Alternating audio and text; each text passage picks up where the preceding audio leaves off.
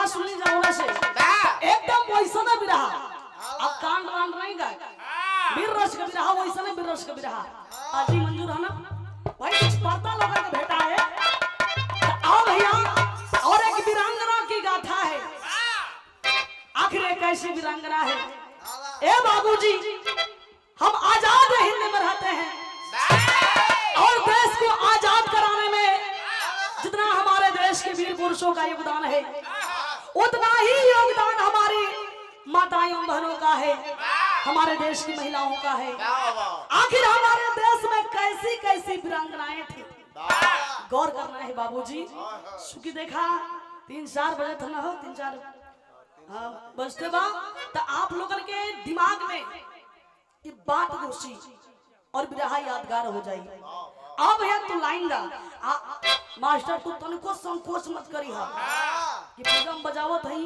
तनिके से घट जाई तो डिस्टर्ब भई हा अगर तू जहां घटबो तो कि हम बढ़ा दे आ जहां बढ़बा लाइन पर लिया दे आओ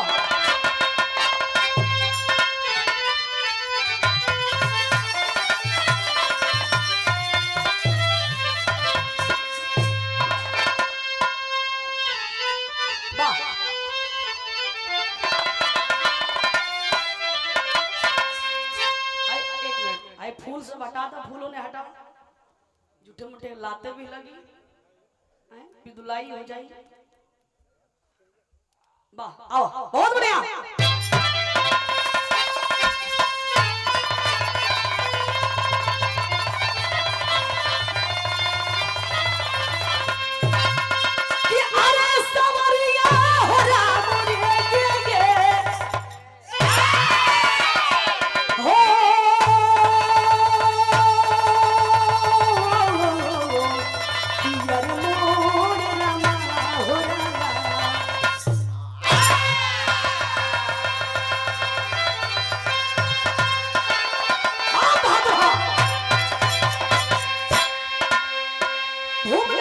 भैया कैसा अरे तो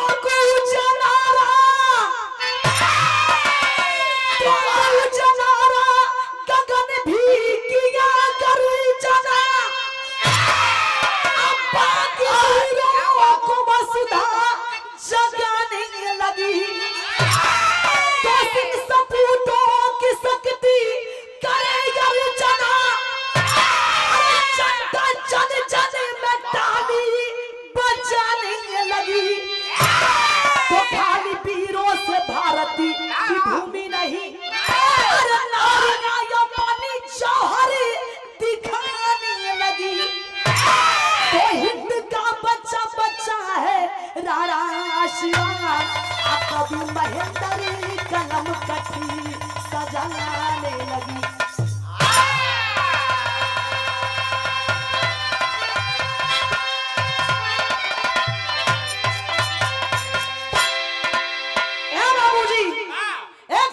वीर का मतलब होता है आन बान शान पे कुर्बान हो जाना दुश्मन के उत्कर्ष को मिटाना कभी जी बड़ी सुंदर लाइन लिखना है आप ऐसा भी रहा सुना देली आपके चिंता होता लेकिन हमारे को देखा आदेश भी है कहना भी है जे के मेहरारू का चिंता हो जाए ए बदे भैया के मेहरारू से बढ़े के नहीं खे लेकिन मेरा जाई तो केहू कुछ पाई ना कहां से कि भैया देखा दारू और मेहरारू ऐसा चीज है अगर मेहरारू चाह दिया तो मर्दे के भाषण के चुप्पी में बदल दी और दारू चाह दे तो मौका के मर्द बना दे कब दिन बड़े पे धरवा दे कैसे भाव भैया को वाली का टुकड़ा है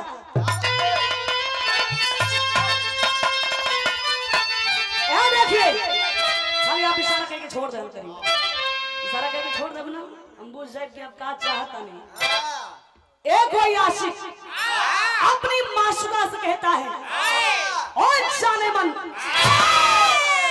ओ मेरी हुस्न परी तुम इतनी खूबसूरत हो और अपनी अदाओं से जो तलवार इन लौंडों पे चलाती हो ना कितने घायल हो जाते हैं कितने मर जाते हैं कितने बेहोश हो जाते हैं अब कितने अपना धन अपने बाप से लुटवाते हैं समझ में आई ना कैसे भैया? अरे परवान जली रहे हैं,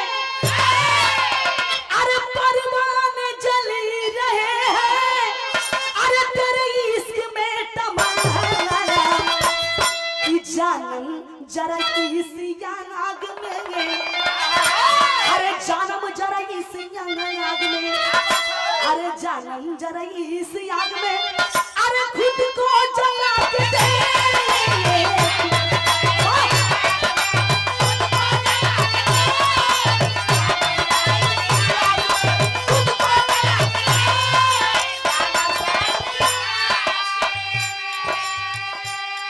लेकिन भाव में कहना है कटत रहे, अरे सरे दिल रे यान पर, अरे सरे दिल रे यान पर, अरे कुर्बान होते हैं तो बाजी लगा के जान की, अरे बाजी लगा के जान की, अरे बाजी लगा के जान की, अरे बलिदान होते हैं बाजी लगा के जान की।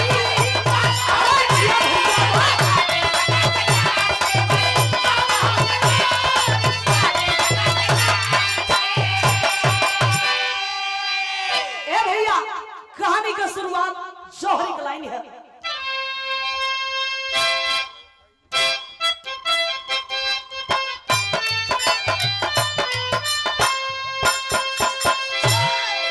अरे उत्तर प्रदेश के अंदर एक लाड गुलेरी राजा,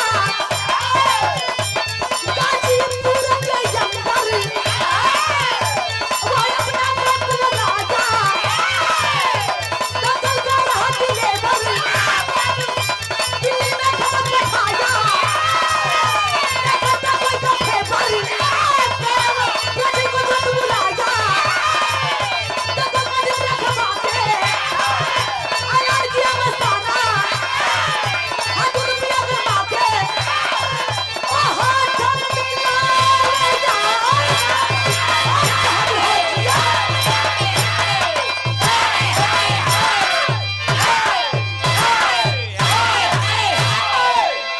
होश में रहे ना। अरे बाप रे बाप, ये तो बड़ी गरम होता हो, यही तरह बड़ा खिसियात बना हो। यही तरह पर बाबू पर गरम हो तब ना। बतावा ऐसे ही भइल रहता ही अपने बाबू को गौरव, तो आज इज्जत बचल रही। इज्जत बचल रही तो मंच पर ही बदनाम ना होता।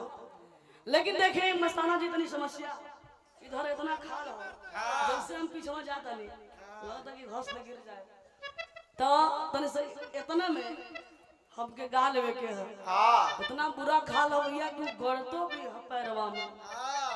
ए बाबूजी गौर करिएगा, ये बात उस समय की है जिस समय हमारा देश गुलाम था, हमारे देश में अंग्रेजों का शासन था, अंग्रेजी हुकूमत थी बाबूजी। तो जिला गाजीपुर के अंतर्गत लाड गुलेरी नामक अंग्रेज का शासन था।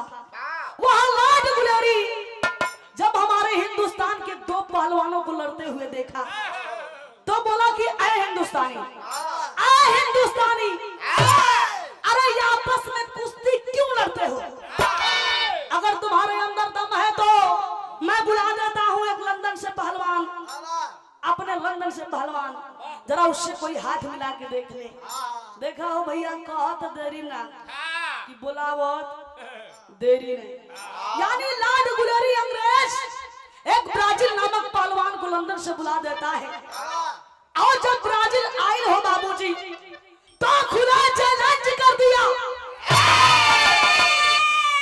कि अगर किसी की मां ने किसी को दूध पिलाई है तो मेरे पहलवान से हाथ मिला के देख ले।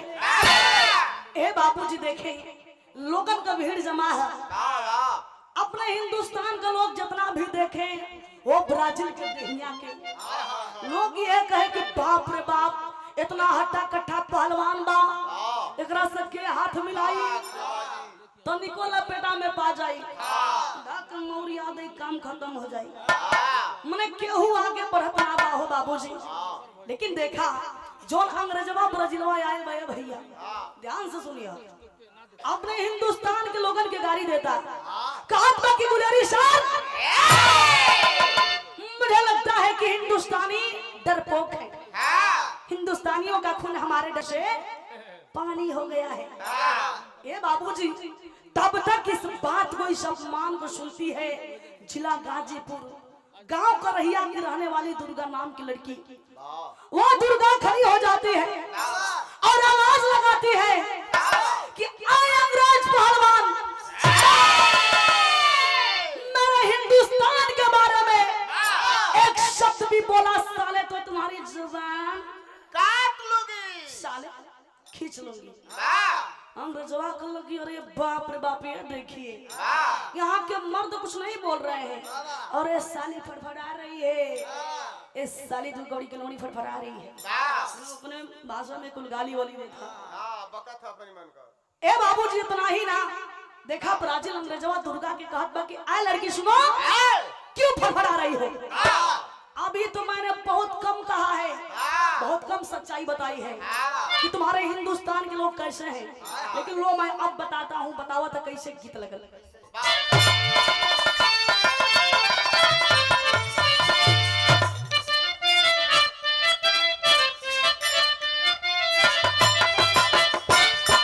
ये देखा, ये हो कोनो लड़का हो, जवान रहे, शादी भई, ओकर दुल्हन बड़ी बढ़िया रहे। हमारियों से तोरा ले सुघर के बाइलिया मेरी दुल्हन हवा तू अपना के कल आके अपने मेहरारू से तो ना करेला, नहीं अपने मन के निया कर, अपने से ना करना, हमारियों से दुल्हन रहे तो कहतो हमारियों से जाए दे।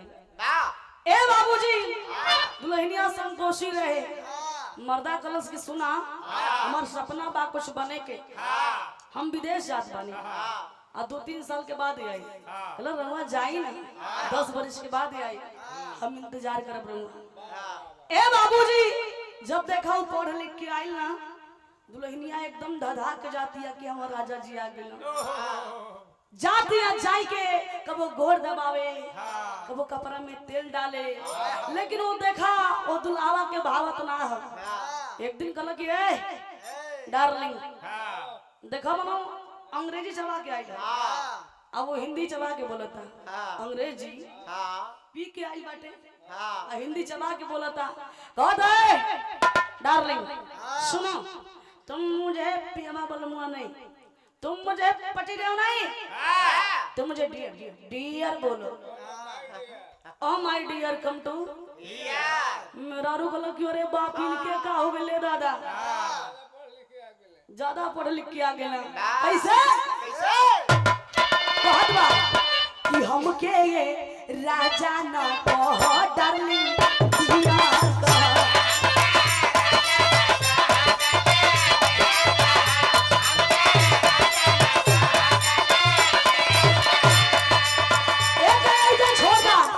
जब बोलावे के होके कम टू हियर कहो, हमके राजा ना कहो डार्लिंग, लेकिन भाव में कहना बांग में जवाब कहत बका कि हौसल ब्राजील ठाठाई हो पर्दा महुगा भई,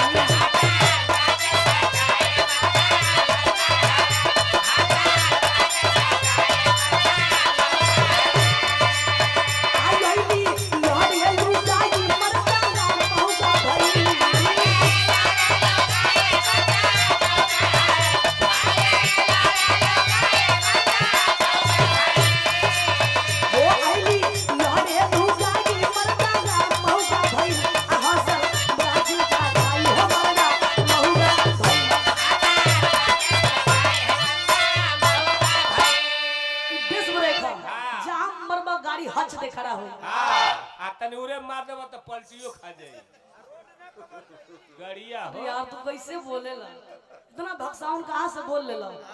ये अपने बाबू से टिसनी करेला। बाबू तो है निखन ही सही बताओ भैया, हाथ जोड़े थे दोनों के, इतना अनाप शनाप अपने बारे में मत बोला जाए एक दूसरे के बारे में। लेकिन ये बाबूजी देखें, अंग्रेजवा कहा कि आ लड़की सुनो, तुम्हारे हिंदुस्तान के लोग अपनी औरतों की कमाई खाते हैं और तुम्हारे हिंदुस्तान के लोग नाम मर्द हैं, इतनी बतिया सुन ले बा दुर्गा वो लड़की है बाबूजी कलेजा में आग लगल बा और देखे खड़ी हो जाती है अंग्रेज के सामने जाती है नजर से नजर मिला के वो बात कहत बा कहती है कि आ पहलवान अरे तू हिंदुस्तान के पहलवानों से कुश्ती क्या लड़ेगा रे पहले हिंदुस्तान की नारी से लड़ करके दिखा साले दिखा साले आओ साले आओ।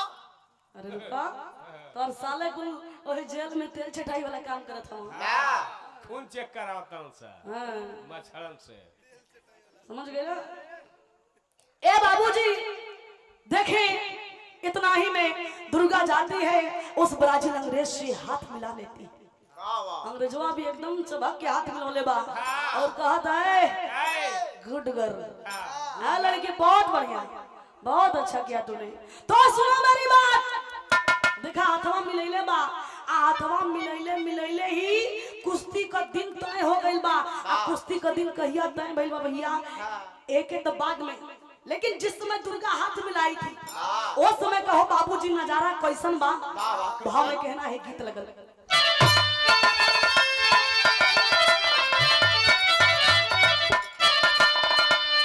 कोनो देवर भौजाई के देखले बा देखले बा हो अनारे घर में पोछ बनावत हाय हाय काजर लगावत हाय हाय। तो ये कहता का कि छोटिया के अपना अरे हाय कमर ले झूला में गे हाय चोपना के बरछी अरे बनावे ले गे हाय अनारे घरे हो गो हाय अनारे घरे को जा क्वालिटी हो जाएगी अब भैया का जैसा ता तैसा ना करे तो लेडीज कैसे भाव में कहना बका कि चढ़ी के ये खड़वा अरे टहरवा सुना में गे कि चढ़ी के ये खड़वा अरे टहरवा सुना में गे बेटी अपना रिया जी अपना दे जाके बोला वासे हो जाके बोला वासे मिला दे जाके बोला वासे हो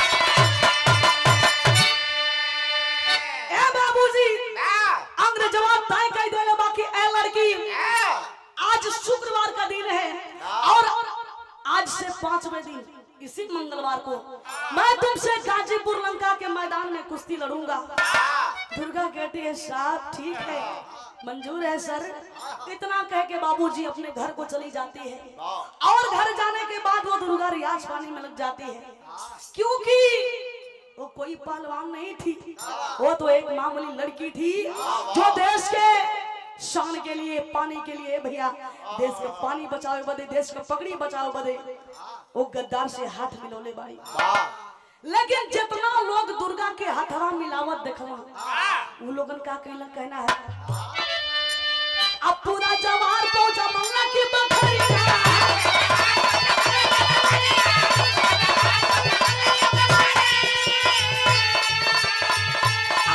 वही सब इस्लाम का खबरिया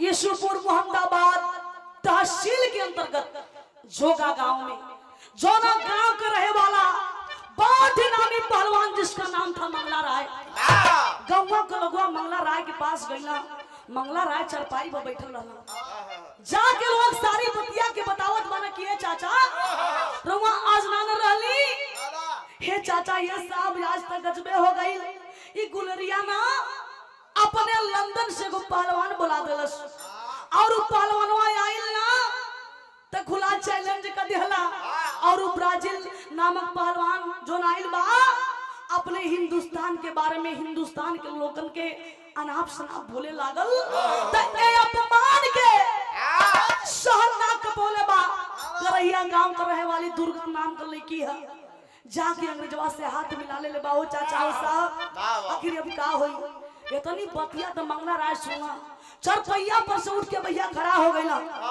और सबके गरियावत हो करे सारे तोनी के शर्म नहीं आई अरे तोनी के रहते एगो लड़की हाथ मिलौला तुरंत मंगला राय हो बाबूजी वहां से उठ करके चल देते हैं करैया गांव की ओर तो भैया गीत लगल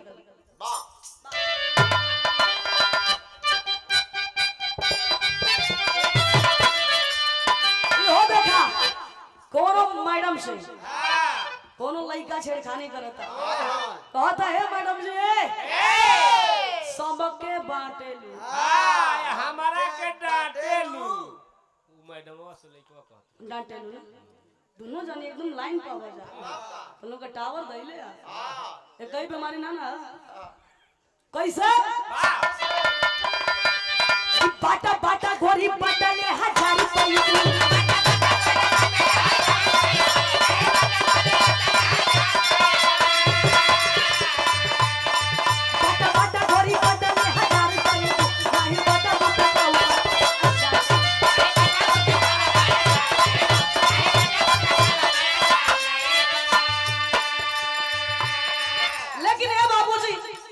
रुपया गांव में गई बना और जाए के कैसे दुर्गा के सराहता ना कैसे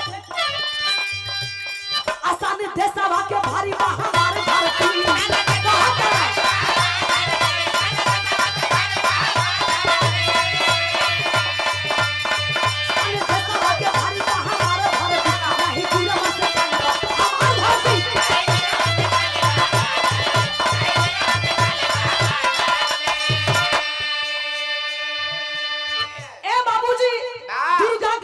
आज दुर्गा के देखना रियाज पानी कर समझ गए कि यह लड़किया है यह लड़की है जो हाथ में लोले है अंग्रेजवा से मंगला राय बुलावत बाना कि आ बिटिया तोरे नाम दुर्गा तो ही अंग्रेजवा से हाथ में लोले बाड़ू कहती है चाचा हमरे नाम दुर्गा हम ही हाथ में लोले बानी ए बाबूजी शाबाशी देत बाना आशीर्वाद देत हुआ बहुत बड़ा की बिटिया तो है कुश्ती लड़े के भी है और जीतने के भी है अंग्रेजवा के हरावे के बाद दुर्गा कहती है कि चाचा हुआ चिंता मत करी आप आशीर्वाद दी ये दुर्गा जरूर कुश्ती जीती अंग्रेजवा के धूल छटाई लेकिन पूछत माना कि बिटिया कुश्ती का दिन कहिया पड़ल है बता रही है का हम मंगलवार कुश्ती के घर आई गई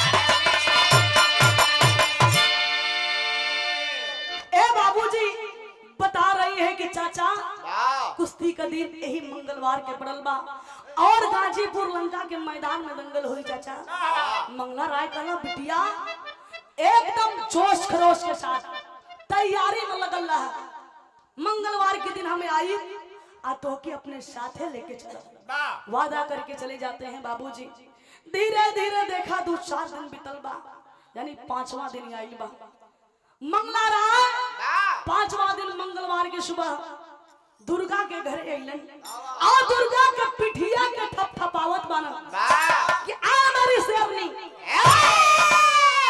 आ मेरी बहादुर बिटिया तैयार हो जाओ अंग्रेज को मजा चखाना है धूल चटाना है ये बाबूजी दुर्गा के देखा कैसे तैयार करके लेके जात बाना गीत लग गए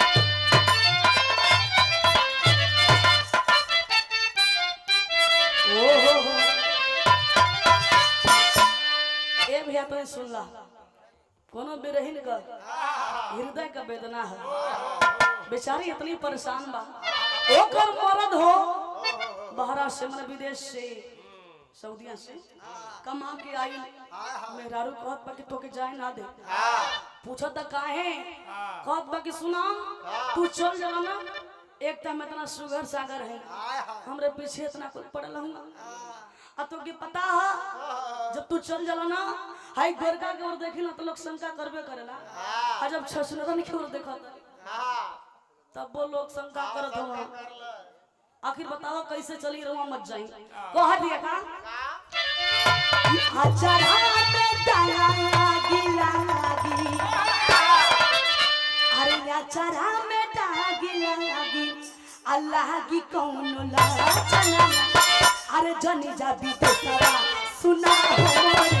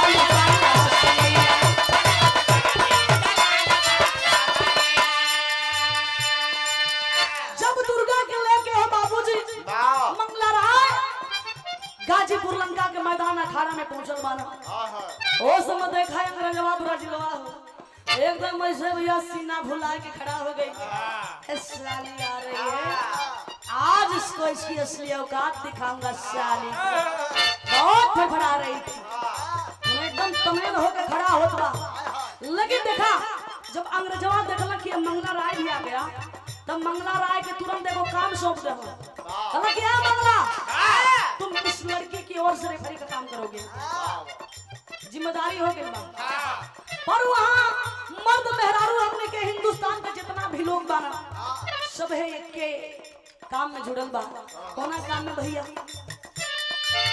कहे नर नारी लाज रखिया भगवान हो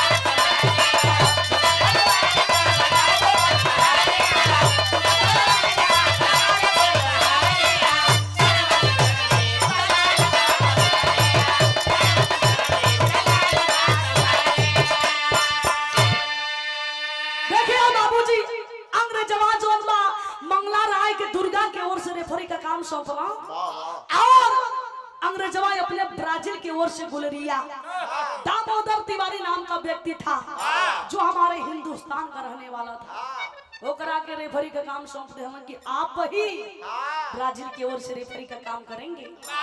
तो आप लोगों ने सुना होगा जानते भी हैं कि हमारे हिंदुस्तान में भी कुछ खुफिया कुछ निकम्मे कुछ चूतिया कुछ बेईमान कुछ दो रहते हैं वैसा ही दामोदर तिवारी था। लेकिन ये बाबूजी समय देखा पहलवानन के दिया गया 10 मिनट दुर्गा जाती है ब्राजील से अखाड़ा में हाथ मिलाती है वो समय देखा ब्राजीलवा देखला कि आ गई हाथ मिलाने चापूंगा कि साली खत्म हो जाएगी। मैंने एकदम गुमान में है। समय 10 मिनट के दिया बा, हाथ मिलोले बाना पहलवान भैया तो लाइन है टेरी का।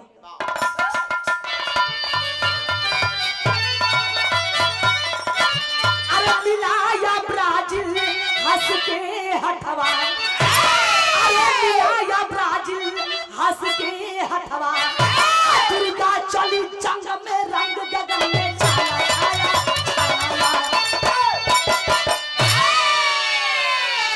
मिलाया ब्राजील हंस के हथवा, दुर्गा चली जंग में रंग गगन में छाया। ए बाबूजी दुर्गा हाथ में मिला लेली, लेकिन कुश्ती लड़े से पहले याद करती है किसको? माँ कामाख्या भवानी को। कैसे? अरे जब चढ़ी अखाड़े ऊपर दुर्गा, अरे जब चढ़ी अखाड़े ऊपर दुर्गा, कपी को तुरंत पुकारी है, कस चलाना मोटा ब्राजील, अरे कस चलाना मोटा ब्राजील, उसकी भी तैयारी है। अरे काली चंडी दुर्गा बन गए, अरे काली चंडी दुर्गा बन गए, दुर्गा रूप दिखाई है। दिव्य कला दंगल का लख के जनता जय घोषा सुनाई है। ए बाबूजी माँ कामाख्या भवानी को याद करती है, बजरंग बली का नाम लेती है और अंग्रेजवा से कुश्ती लड़े लगली। धीरे धीरे 5 मिनट का समय बीत गई बा। जैसे ही 5 मिनट बीतल कि दुर्गा वही अखड़वा में हो बाबूजी धड़ाम से गिरली और गिर के लगली झरझर झरझर रोवे। मंगला राय दुर्गा के गिरत देखला, ए बाबूजी मंगला राय के बेइज्जती महसूस होत बा, जाके दुर्गा के कोसत बाना। लेकिन दुर्गा रो रो करके कह रही है क्या भैया? विदेशी अकलाई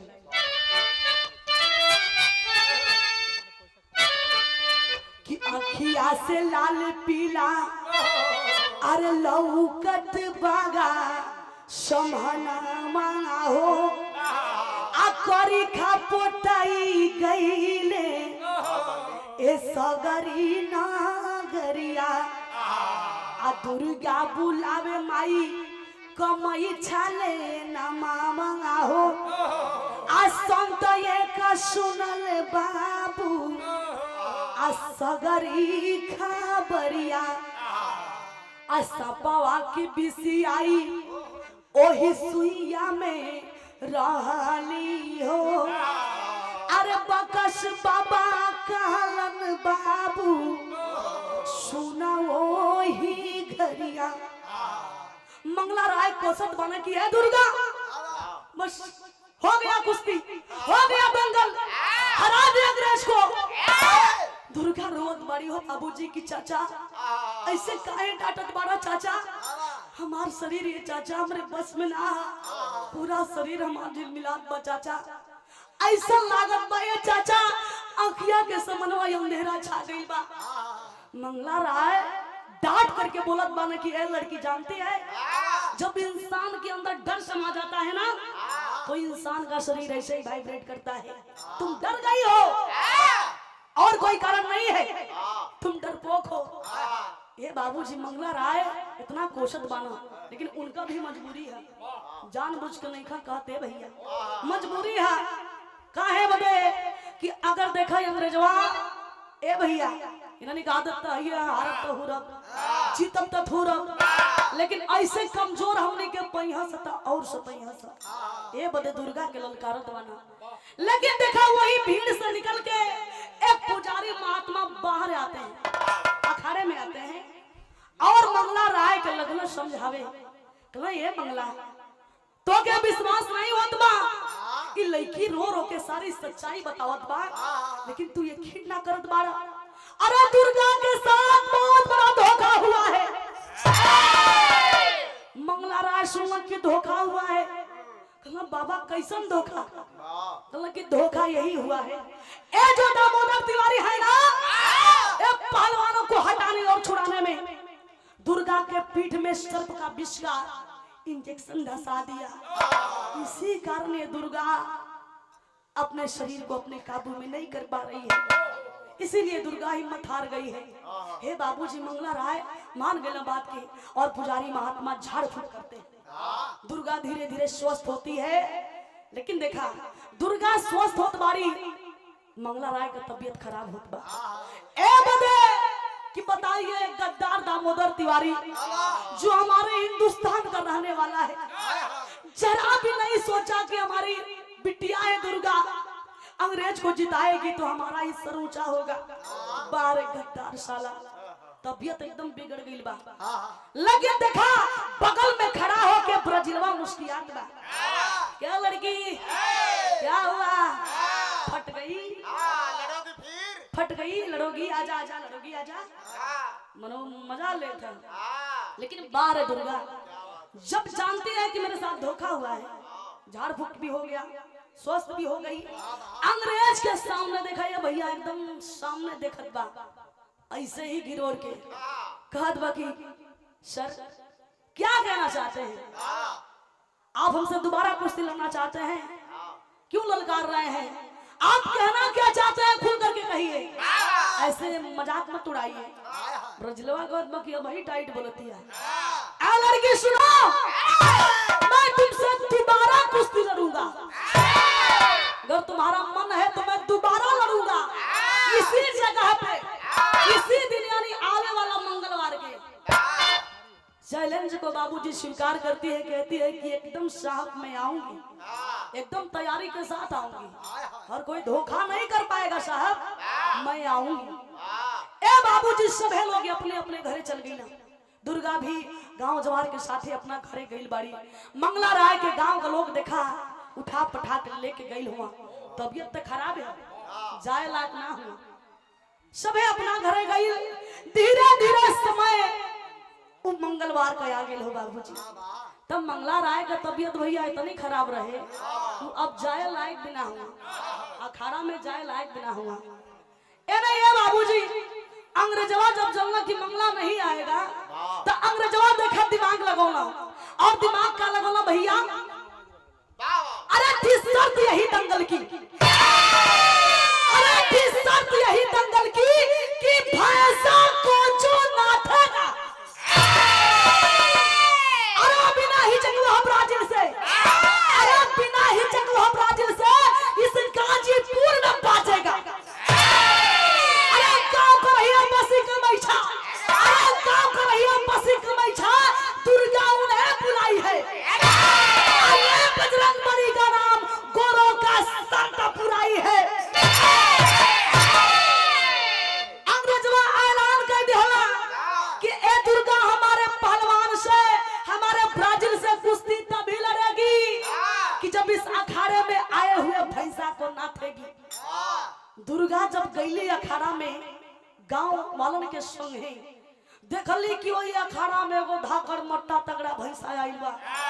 बोली अच्छा तो ये भैंसा नाथे के देखा भैंसा के लगे गई बा, जाके कहत बा कि ये भैंसा नाथे के ऐसे मोटा मोटा भैंसा के नाथ देले, ई त खैला बिना झुराए गई, ई त पड़रू है, ई कहां से लगता कि भैंसा, भैंसा का गाल धंस गइल बा, पेट का भी पता ना है, खाली हड्डियां लौकत बा, ई त पड़रू है। देखा क्वालिटी दुर्गा का हो, जाके ऐसे ही भैंसा को सुगरावे लगा नटैया हो।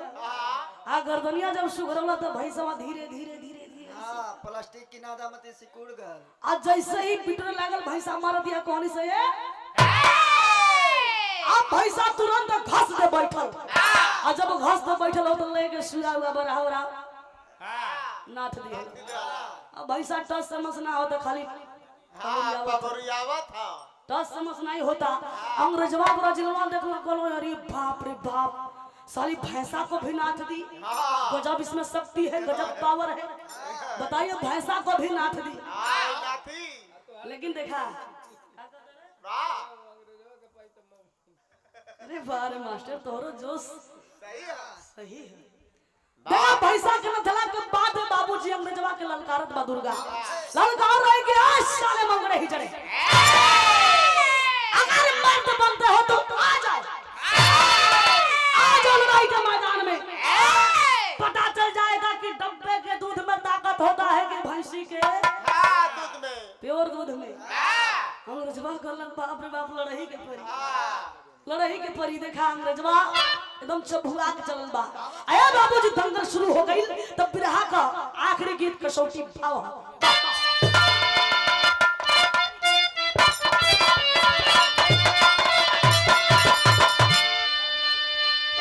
कैसे ये बाबूजी लड़त बारी।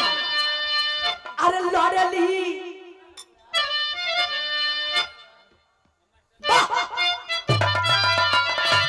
अरे लड़ली अखाड़ा बड़ा बहनी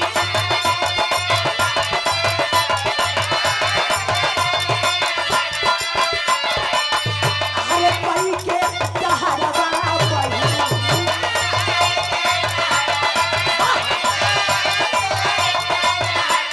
अरे ताली के आवाज जैसे अरे ताली के आवाज जैसे अरे पीतल का पहरवा बहनी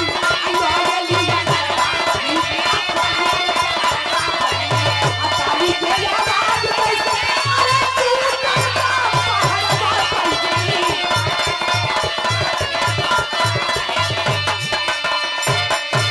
ए बाबूजी अंग्रेजवा दाव पर दाव लगावे प्रकाश भैया, लेकिन बाहर दुर्गा अहे मूर्ख के चक्कर में पड़बना ये तो हर बनल बनावल क्वालिटी भी फेल करी सारी दाव तो काटती है कैसे अंग्रेजवा दाव लगावत कैसे कि ढेकुली काला चंगा बहरा राज है लगाया कसरे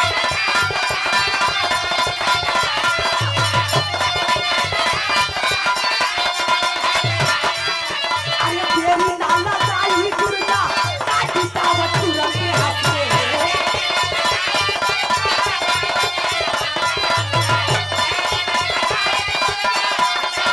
अरे कोरली सहारा बापनी आज हो गया भैया आटी का सहारा बापनी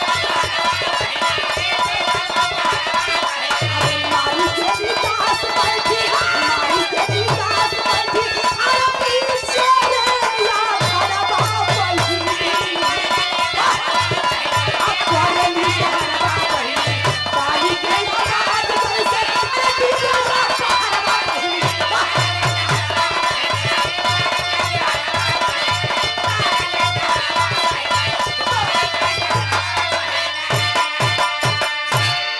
ए बाबूजी अंग्रेजवा के सारा दाव के कटली है दुर्गा और निकास दाव पे अंग्रेजवा के ऐसे टप्पे उठा लेली। आप लोगन देखले हो कब्जा एक अखाड़ा में जब एक पहलवान हो दूसरे पहलवान के उठा ले तो लोग ताली बजावे लगल। इतना ही ना पहलवानों लेके ऐसे दू फेरा घूम दी वैसे ही दुर्गा लेके दू फेरा घूम देली लोग ताली बजावत बा। ऐसे ही है भैया पोजीशन बनवले बनवले पटक दड़िए अंग्रेजवा नीचे गिरा जमीन पर अंग्रेजी बुकता ओ माय गॉड बैठ गए साली ने धूल चटा दिया बैठ घर जाद भैया तेरे मुंह में गोबर मत बोल बैठ गए साली ने धूल चटा दिया धूल लगा दिया मैं तमाम कुल बक्का था बोला था यानी गुलेरी का देखें सब नीचा हो जाता है क्योंकि हमारे हिंदुस्तान की शेरनी जीत जाती है। हे बाबूजी लोग जोरदार ताली बजा के दुर्गा का स्वागत कैले बा। दुर्गा के ऊपर लोग फूल का बारिश करत बाना फूल माला से स्वागत होत बा। ऐसे भैया लाइन पपट के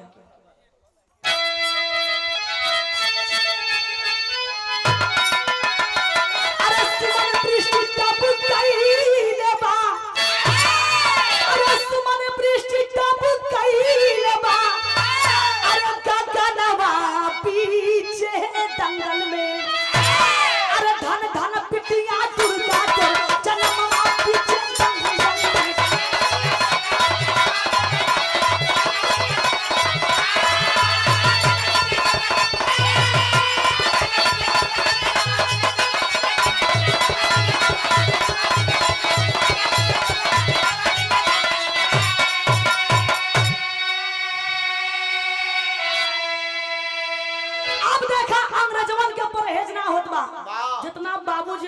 हो गई हो लौर उठा के 2 मिनट मात्र 2 मिनट आप लोग बस बैठ जाइए हम विराह के आखिरी तक सुनी हम ए बाबूजी दुर्गा के देखा जितला के बाद अंग्रेजवा परहेज ना करत हो एकर भव्य स्वागत होत बा अंग्रेजवा देखा मन में ठान लेहला सके के मारल जाए इस लड़की को हम मारेंगे का कहलन किसी होल के करीब जाबू अरे कैली भवानी हो पीछा किए गोरे भाई भईली परेशानी हो अरे लागे चलाने को तवने अरे लागे चलाने को तवने अरे छनवा पीछे दंगल में अरे धन धन पिपिया दुर्गा तोर जनमा पीछे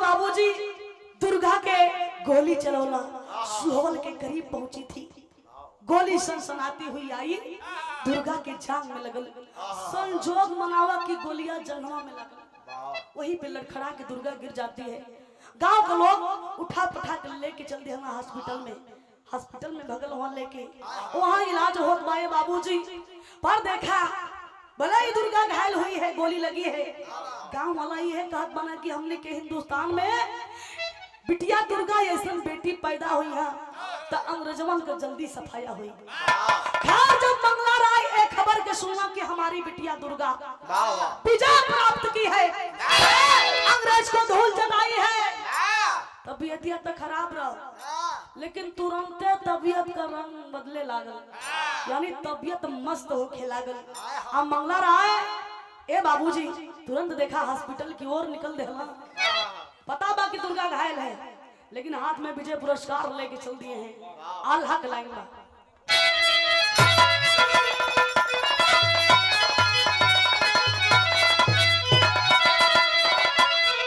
वाह कैसे अरे विजय पुरस्कार बाबू अरे विजय पुरस्कार बाबू मंगल राय दिहले ताबा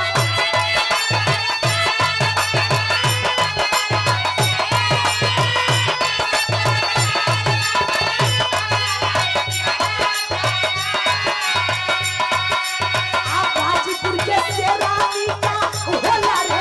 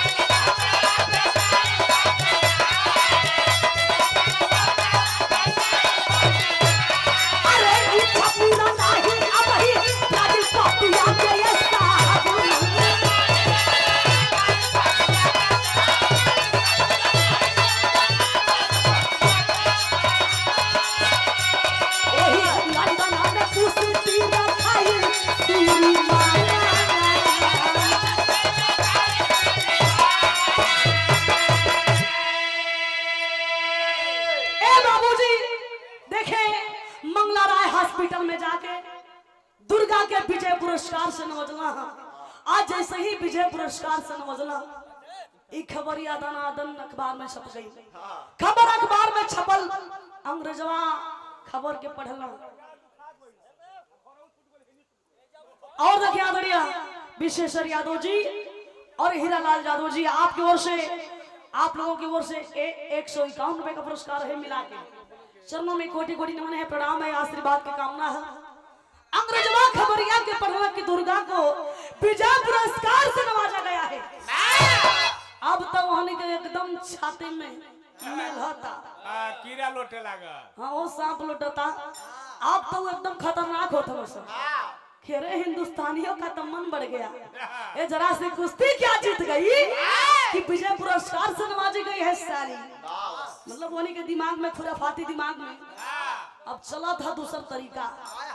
लेकिन ए बाबूजी देखा अंग्रेजवा तुरंत देर ना करना सा तुरंत वो अखबार में छपवा दे का छपवा दे कि ए जो कुश्ती हुई है दोबारा जिसमें दुर्गा ने विजय प्राप्त की है ये कुश्ती मान्य नहीं की जाएगी। ये आधा अधूरी कुश्ती है।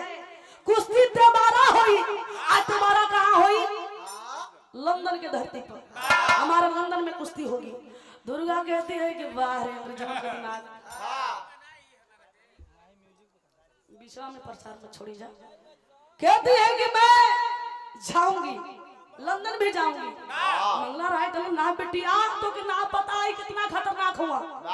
कहती है चाचा जब लोहा गरमा जाला जब लोहा गरमा जाला ये चाचा चाचा ठंडा ना होला तू देखत रहा। हम जाई चले के लंदन चले के दुर्गा मंगला राय के साथ कुछ गांव वालों के साथ और ब्राजील अंग्रेज गुलेरी के साथ वहां उनके देश लंदन में चली जाती है। और जब भी जोरदार कुश्ती भइल बा और 12 मां कामाख्या भवानी का कृपा 12 बजरंगबली का कृपा कि वहां पर भी दुर्गा विजय प्राप्त करती है। अंग्रेज को चित करके आती है धूल चटा करके आती है। अंग्रेजवा वह जहारल आप तैयारी बन गई। मंगला राय कहते हैं कि अब हम जाएंगे अपने हिंदुस्तान क्योंकि यहाँ का रहन सहन खान पान हमको बढ़िया नहीं है पसंद नहीं है। अब हम जाएंगे गुलेरी सर चलिए आप भी तो चलेंगे ही आपका शासन है। गुलेरी कहला कि हाँ बिल्कुल चलिए तैयारी बन गई बा। लेकिन देखा ब्राजीलवा देखला कि तैयारी बनता जहाज निकलने वाली है। तुरंत गुलेरी के कान भरता कि सर मैं चाहता हूँ ना कि मैं हिंदुस्तान के सरजमी पर जाऊं। तो चलिए गए ही तो थे लेकिन अकेले नहीं ना सर मेरे 5 फ्रेंड हैं। मैं उन 5 को लेकर के जाना चाहता हूँ क्योंकि हम जाएंगे ना तो वहां पे हिंदुस्तान के लोगों से कुश्ती लड़ना सीखेंगे। गुलेरी के का पता कि काल रोल छात हो आदेश दे दिया कि एकदम चलो बेफिक्र होकर के चलो तुम सब चलो मुझे गर्व होगा बढ़िया लगेगा कि वहां जाओगे हिंदुस्तानियों से कुछ सीखोगे। तो देखा ब्राजीलवा अपने 5 को संगन के लेके जहाज में बैठल है बाबूजी। जहाज आई अंधऊ हवाई अड्डा पर। तो जब अंधऊ हवाई अड्डा पर आई जहाज है बाबूजी गांव के लोग चलना कि दुर्गा आ गई है दुर्गा आ रही है। तब पहले ही से लोग जब मौजूद रहना फूल माला लेके जीत का खबर तो लोग पाई गए हो। आज जब दुर्गा के देखना ये भैया जाके लोग माता बहनी सब गले मिलावत है और देखा बा भाई कैसे शाबाशी देत बानी खड़ी कलाई।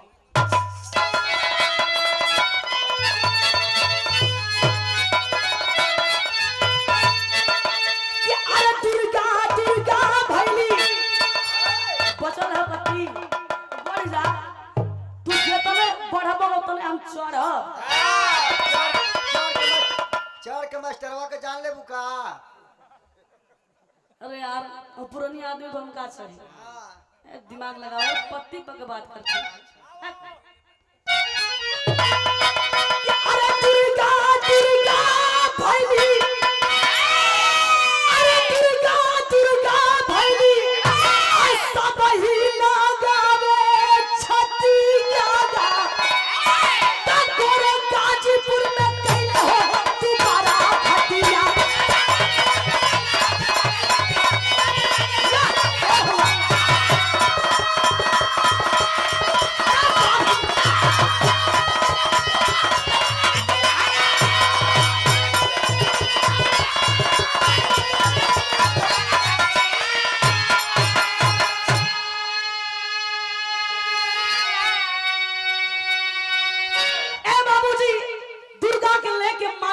बाबू भैया दुर्गा के घरे आ गई ना अंग्रेजवा अपने कुल डेरा पे आइला अपना अड्डा पे आइला मतलब हिंदुस्तान में जहां वानी के दिहल रहे घर और बनौले रहे वहां आइला। लेकिन देखा गुलेरी जो है ए भैया अंग्रेज तो था ही बट हिंदुस्तान में आकर के ईमानदार भी हो गया था। गुलेरी मंगला राय से बातें कर रहा है कि साहब मंगला जी मैं आपका सम्मान करता हूँ। ये जो आपकी बहादुर बिटिया है ना, मैं चाहता हूँ कि मैं इसको कुश्ती ऐसे ही लड़ाऊं और इसका नाम रोशन हो। मंगला राय से बतियावत हो, लेकिन एरिया देखा सांझ का बेला है। ये जो ब्राजीलवा अपने संगे 5 गो अपन फ्रेंड लेके आई बा, कोठरी में बैठल बा, चाय बनवाइले बा। चाय बनवा के देखा गुलेरी के खबर भेजवा दिले कि सर आप शाम के वक्त चाय पर आ जाइए, आपसे कुछ बातें करनी है। गुलेरी को क्या पता है, शाम के वक्त चाय पर चला जाता है, ब्राजील के पास आ जाता है। लेकिन वो गुलेरिया के देखा चाय पियावे बदे ब्राजीलवा हो, 1 कप चाय निकलले है और वही 1 कप चाय में फास्ट पॉइजन जहर मिला दिलस। गुलेरी आया, चाय थमा दिया कि सर आदरणीय पंकज पहलवान जी बस उधर की धरती से जवाब नहीं है आपका, जोड़ा नहीं है आपका, पहलवानी एकदम बनल है। प्रणाम आशीर्वाद के कामना है। चाय का थमावत माने कि सर लीजिए सर चाय पीजिए। गुलेरी ने बड़ा प्यार से चाय को लिया, चाय को मीठी मीठी बातें करते हुए पीने लगा। लेकिन हुआ क्या बाबूजी कि गुलेरी को गोरे साबुन चाहर दे के मारे, अजाई के करहिया को लंका समझा रे। अरे तो मंगला पहलवान के हई, अरे मंगला पहलवान के हई, अरे फाटल बा छती यादा तोरे गाजीपुर में कैले हो तू पारा खटिया। अरे जिया